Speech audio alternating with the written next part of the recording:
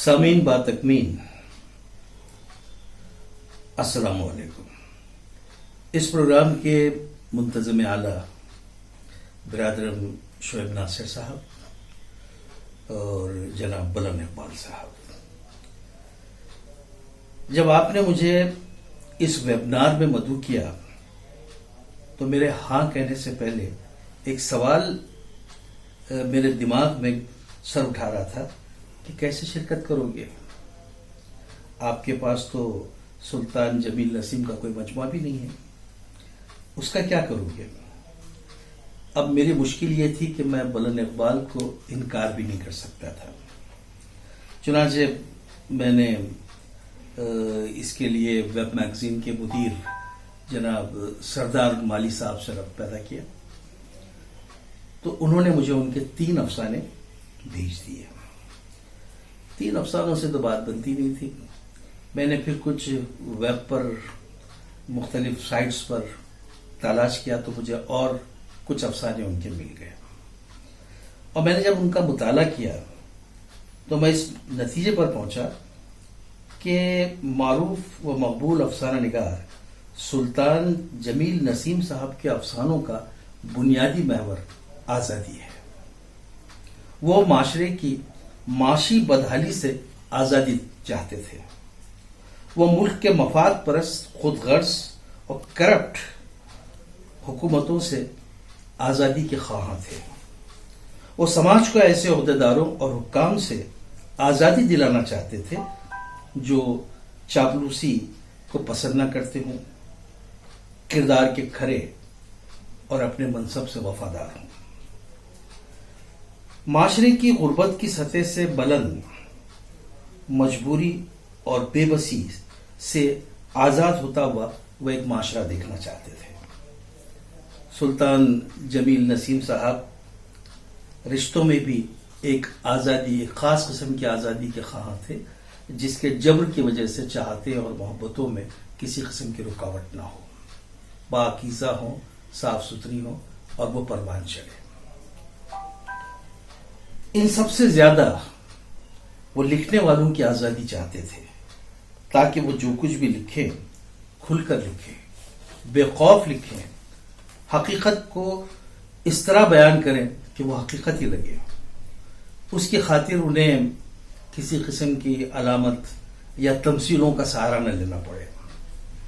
لیکن سوال پھر بھی سامنے یہ آتا ہے، کیا مشرق وسطیٰ میں ایسا کوئی ملک بھی ہے جہاں کے باسی سیاسی جبر سے آزاد ہوں، معاشی طور پر مستحکم ہوں اور زندگی کے ہر میدان میں انہیں آزادی نصیب ہو؟ میں نہیں سمجھتا کہ اس طرح کا کوئی ملک اس وقت مشرق وسطیٰ میں موجود ہے۔ یہی فکر سلطان جمیل نسیم کے خوابوں کا مرکز بن گئی اور ان کا قلم مسلسل اس جہاد پر کمر بستہ ہو گیا۔ میں سب سے پہلے ان کے افسانوں کی ریڑھ کی ہڈی کی طرف آپ کو لے جانا چاہتا ہوں۔ یہ وہ ہے جو لکھنے والے کا مقدر ہونا چاہیے اور اسے پوری آزادی ملنا چاہیے، لیکن ملک کا جو سربراہ ہوتا ہے وہ اس آزادی کو پسند نہیں کرتا، کیونکہ لکھنے والا خوبیوں کے ساتھ ہی ساتھ ان کی خامیوں پر بھی گرفت کرے گا اور انہیں تاریخ میں رسوا کر دے گا۔ اس لیے وہ اس کی ان تحریروں کو پسند نہیں کرتے، اور ظاہر ہے کہ یہ بات کسی کو پسند نہیں آئے گی۔ اس کی طرف اشارہ ان کا افسانہ عذاب، اس کا آغاز ملاحظہ فرمائیں۔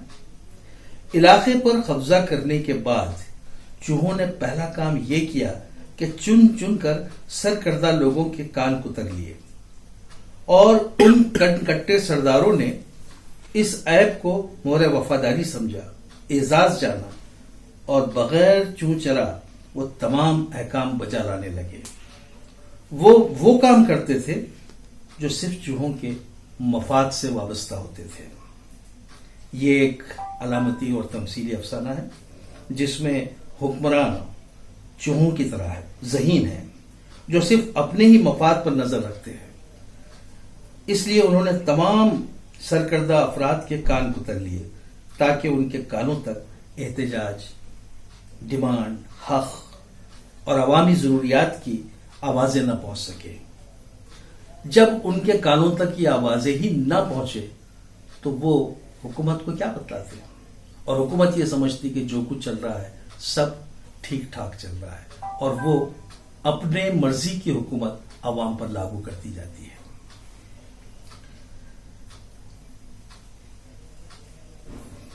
چوہوں نے دوسرا یہ حکم صادر کیا کہ تمام قلم توڑ دیے جائیں تاکہ وہ جو کچھ بھی کر رہے ہوں اسے کوئی قلم بند نہ کرے۔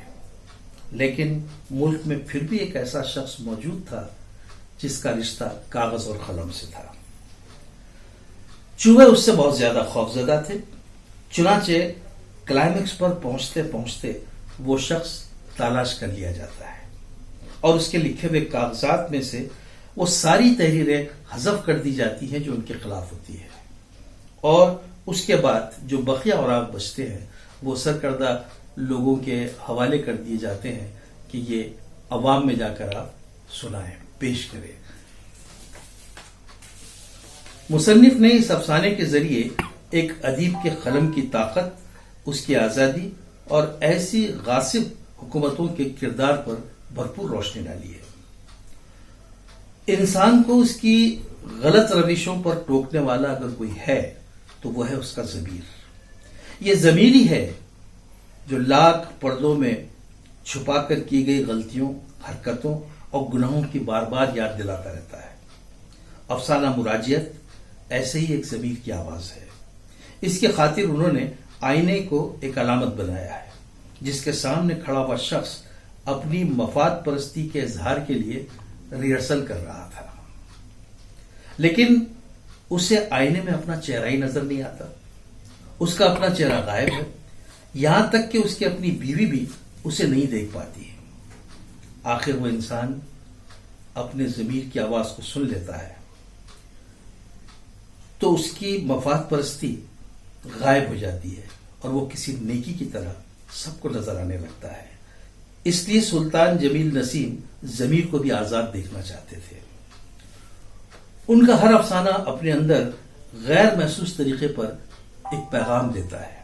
یہ پیغام کبھی تو افسانے کے بطن سے آتا ہے، کبھی کرداروں کے عمل سے، اور کبھی کہانی کی بنیاد سے وہ قاری تک پہنچتا ہے۔ غربت کی زندگی کو عام طور پر لوگ پردوں میں رکھتے ہیں، چھپاتے ہیں۔ لوگ سمجھتے ہیں کہ ان میں خوبیاں ہی نہیں ہوتی، وہ اپنے علاوہ دوسروں کی مجبوریوں کو بھی نہیں سمجھتے، لیکن جو لوگ ان پر اعتراض کرتے ہیں وہ خود ان کی مجبوریوں کو نہیں پہچانتے۔ افسانہ ایماندار میں انہوں نے یہی بات بتانے کی کوشش کی ہے کہ کس طرح جھوٹ کے لبادے میں معمولی مجبوری بھی جھوٹ کہنے پر آمادہ کرتی ہے۔ تو افسانہ انکشاف سماج میں پھیلے ہوئے غلط معیارات کے پس منظر میں زندگی بسر کرنے والوں کی داستان سناتا ہے۔ انسانی زندگی خوشیوں، ملاقاتوں، سانحات، رنج و غم، مختلف رسومات سے عبارت ہے۔ افسانہ نوحہ انسان کی اسی مکمل زندگی کی عکاسی کرتا ہے، جسے وہ ایک ہی چہرے پر مختلف نقابیں اوڑھ اوڑھ کر ساری زندگی بسر کرتا ہے، لیکن اسے کہیں بھی مفر ممکن نہیں ہے۔ افسانہ دھن بظاہر ایک رومانی افسانہ ہے، لیکن نہایت پیچدار افسانہ ہے۔ محبت کی گرہیں جب کھلتی ہیں تو انجانے میں اٹھائے ہوئے قدم بھی یادوں میں کہیں محفوظ رہ جاتے ہیں، لیکن انسان ان رازوں کو راز ہی رکھنا چاہتا ہے۔ لیکن کیا ان سے مفر ممکن ہے؟ شمسا اپنے چاہنے والے شوہر سے ایک ایسا ہی راز ساری زندگی چھپاتی ہے، حد یہ کہ وہ اس بات کو اپنے بیٹے کو بھی نہیں بتاتی، لیکن دل کا چور آخر ایک دن تمام قید و بند کی پابندیوں کو توڑ کر آزاد ہو جاتا ہے۔ افسانہ پھانس میں انہوں نے یہ بتانے کی کوشش کی کہ توہم پرستی اور شک کی بنیادیں کس طرح ازدواجی زندگی میں دراڑیں پیدا کرتی ہیں۔ یہ ایک طویل افسانہ ہے جو خود کلامی اور شعور کے رو کی تکنیک میں لکھا گیا ہے۔ افسانہ اکیلا بچھڑے ہوئے دوستوں کی ایک مدت بعد ہونے والی ملاقات کے ارد گرد پھیلا ہوا ہے۔ تمام دوست وعدہ کرتے ہیں کہ وہ اپنی مصروفیات کو بالائے طاق رکھ کر اس دوست سے ملنے کے لیے کسی خاص ہوٹل میں جمع ہوں گے، لیکن ان کی مصروفیات انہیں اجازت ہی نہیں دیتی۔ افسانہ موڑ ایک ایسی کہانی پیش کرتا ہے جہاں ماہ سال تو گزر جاتے ہیں، لیکن پھر بھی زندگی کسی مفلوج کی طرح ہاتھ پیر رگڑ رہی ہوتی ہے۔ ڈگریوں کے انبار لگ رہے ہیں، ڈگریاں ہر سال نوجوان بے شمار تعداد میں حاصل کر رہے ہیں، لیکن ملازمتوں کا پتہ نہیں ہے، بے روزگاری بڑھتی جا رہی ہے۔ اس کے باعث وہ کام کرنے لگتے ہیں جہاں ڈگریوں کی کوئی اہمیت نہیں ہوتی، یا پھر وہ غلط راستوں پر نکل جاتے ہیں۔ یہ صرف ایک معمولی سا تعارف ہے سلطان جمیل نسیم کے افسانہ نگاری کا، جو صرف چند ہی افسانوں کا احاطہ کرتا ہے۔ انہوں نے تو لگ بھگ 250 کے قریب افسانے لکھے ہیں۔ ان کے اس مختصر تعارف کے لیے میں خود بھی اپنے آپ سے شرمندہ ہوں۔ ضرورت تو اس بات کی ہے کہ کوئی ان کے فن پر بھرپور کتاب لکھے۔ پھر بھی میں آپ تمام کا شکریہ ادا کرتا ہوں کہ آپ تمام نے میری اس سماع خراشی کو برداشت کیا۔ میں پھر ایک بار آپ کا شکریہ ادا کرتا ہوں۔ بہت بہت شکریہ۔